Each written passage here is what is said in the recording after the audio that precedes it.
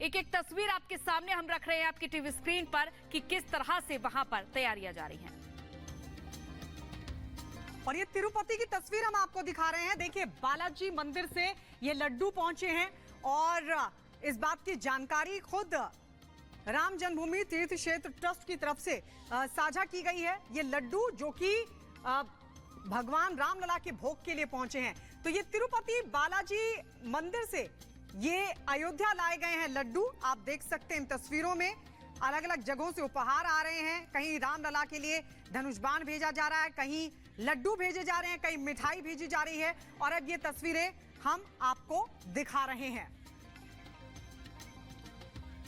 तो ये अब ट्रस्ट को सौंप दिए गए हैं लड्डू। हम तस्वीरें आपको दिखा रहे हैं। और इस बीच अयोध्या की अगर हम बात करें तो अयोध्या में जबरदस्त उत्साह देखने को मिल रहा है। हमारी सहयोगी शिखा की रिपोर्ट आपको दिखाते हैं कैसे भव्य तरीके से अयोध्या नगरी सजी धजी दिखाई दे रही है। तो देखिए, चरण पादुकाएं हैं जो प्रभु श्री राम के लिए आ रही हैं। एक बार उन चरण पादुकाओं को के दर्शन जो हैं वो हम अपने रिपब्लिक भारत के दर्शकों को भी करवा देते हैं। ये चरण पादुकाएं चित्रकूट से चलकर आई हैं और लगातार प्रभु के लिए उपहार जो है, विशेष उपहार वो आ रहे हैं। उसी में ये चरण पादुकाएं भी आई हैं। महाराज जी हमारे साथ बैठे हुए हैं, एक बार उनसे बात करते हैं और जानते हैं। आप एक बार बताइए कि कहाँ से ये चरण ये चरण पादुका काफी समय पहले सन 1992 में जब कार सेवा चल रही थी तब एक बहुत बड़ा अभियान चला था, चरण पादुका अभियान। हमने उस समय 2000 चरण पादुकाएं बनाई थी, पूरे देश में पहुंचाई थी। और तब से हम गीत गा रहे थे, प्रभु चरणों की गति अविरल है, न समझो ये रुक जाएगी, बाधाएं चाहे जैसी हो एक दिन खुद ही झुक जाएंगी। अब राष्ट्र प्रेम मन में भरकर भारत माँ का गुणगान करो और राष्ट्र देव श्री राम प्रभु के मंदिर का निर्माण करो। तो ये राम का मंदिर बन रहा है, तो ये अयोध्या है, लेकिन राम की केवल अयोध्या नहीं है, राम के चरण जहाँ जहाँ पड़े वो सारी जगह अयोध्या के बराबर महत्वपूर्ण है। तो चित्रकूट, श्रृंगवेरपुर सारे स्थान थे। हमारे मन में इच्छा हुई थी ये चरण पादुकाएं तब निर्मित हुई, सब संतों ने पूजन किया था। तो वो चरण पादुकाएं चित्रकूट से लेकर प्रारंभ हुए हैं और ये श्रृंगवेरपुर का प्रयागराज, उसके बाद अन्य स्थान, वहां से होते होते अभी ये चरण पादुका लेकर हम अयोध्या में आए हैं। साथ में सभी गीत की बात की है, आपने कहा गीत एक है, तो वो मैं चाहती हूँ कि हमारे जो दर्शक देख रहे हैं वो सुन पाए। वो तो ये गीत मैंने 92 में जब ये अयोध्या आंदोलन हुआ था तो मंच पर भी मैं गीत गाता था और पूरे अयोध्या आंदोलन प्रचार प्रमुख था। तो गीत तो अलग अलग थे, चरण पादुका गीत था, चली है राम पादुकाएं देश जगाने, है ना, भक्तों के मन को हर्षा रही रे, राम जी की पादुकाएं आ रही रे, बहुत टूट चुका देश अब नहीं से तोड़ो, अब नहीं से तोड़ो, अपने को देश की परंपरा से जोड़ो, परंपरा से जोड़ो, एक स्वर में स्वर मिला के बोल उठो भक्तों, नेताओं दुष्टों का तुष्टिकरण छोड़ो, पादुकाएं सबक ये सिखा रही रे, राम जी की पादुकाएं आ रही है, राम जी की पादुकाएं आ रही है। बहुत सुंदर, बहुत सुंदर। और ये जो भजन है चरण पादुका को लेकर वो भाव विभोर।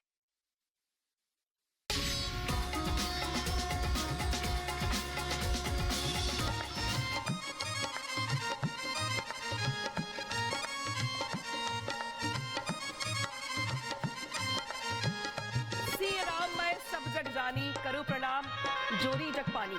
जी हाँ, तुलसीदास जी कहते हैं दरअसल की संपूर्ण सृष्टि जो है उसमें राम का वास है, यानी कि कण-कण में भगवान राम का वास है। और शायद इसीलिए कहा जाता है दरअसल कि जिस तरीके से भगवान राम के भव्य मंदिर को लेकर पूरी दुनिया में उत्साह है, उल्लास है, तो हर भक्त अपनी ओर से चाहता है कि वो क्या कुछ न्योछावर कर दे भगवान राम के लिए।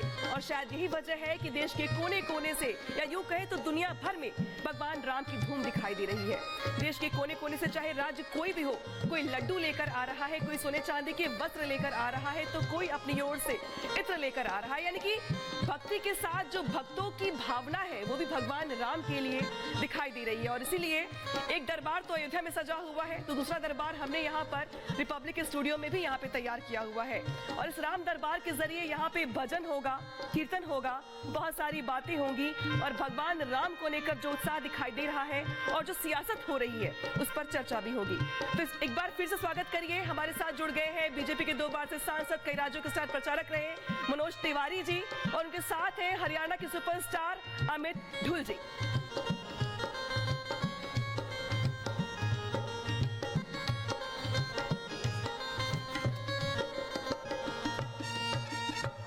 तो मनोज जी, अभी जो हम चर्चा कर रहे हैं कि पूरी दुनिया राममय हो गई है, पूरा देश राममय हो गया है।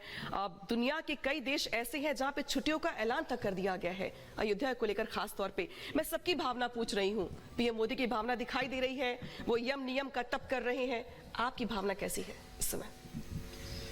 बड़ा अच्छा लग रहा है रामिका जी।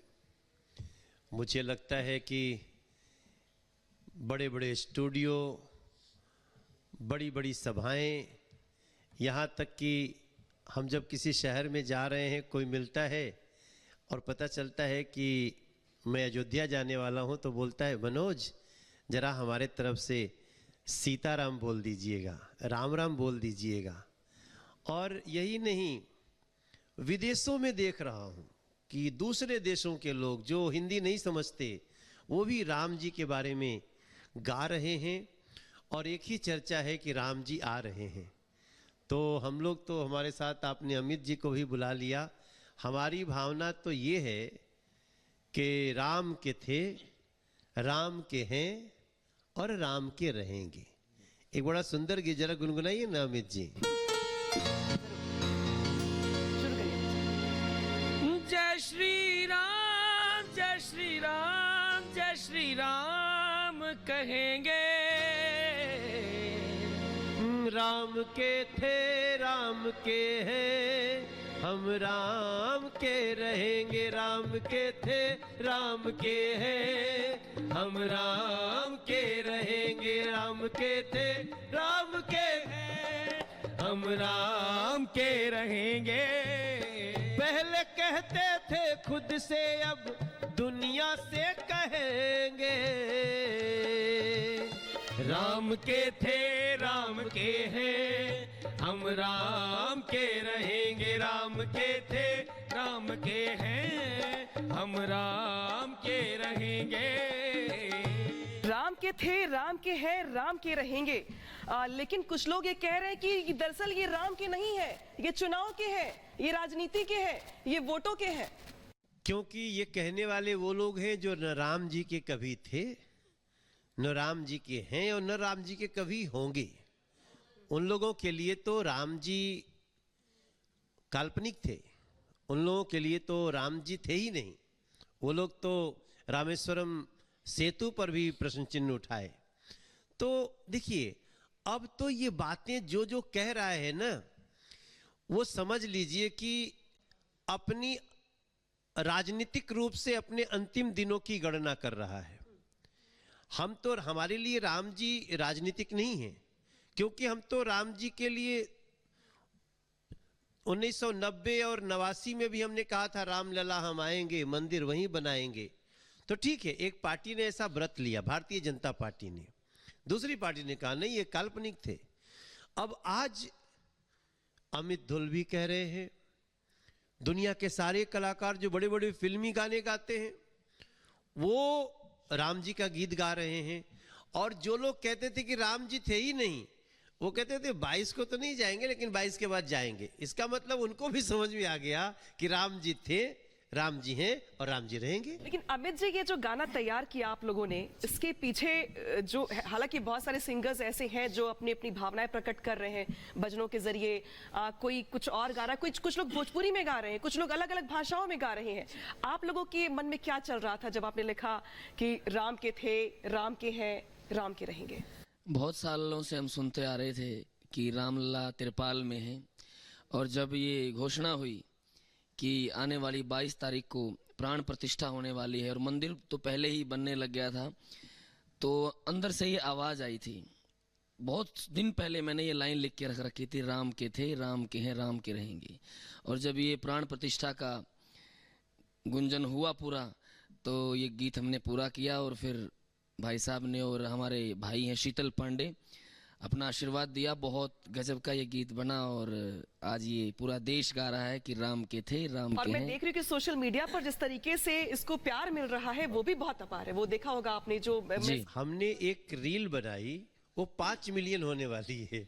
एक नहीं, एक 5 मिलियन, एक 3 मिलियन, एक 2 मिलियन, टोटल हम अगर व्यूज मिलाएं पूरे गाने और के 35,000 से ज्यादा लोग रील बना चुके हैं इस गाने की। हमने अभी 28 घंटा हुआ, एक भजन हमने और रिलीज वाह। किया। तो ये गीत है कि वो राम कौन है।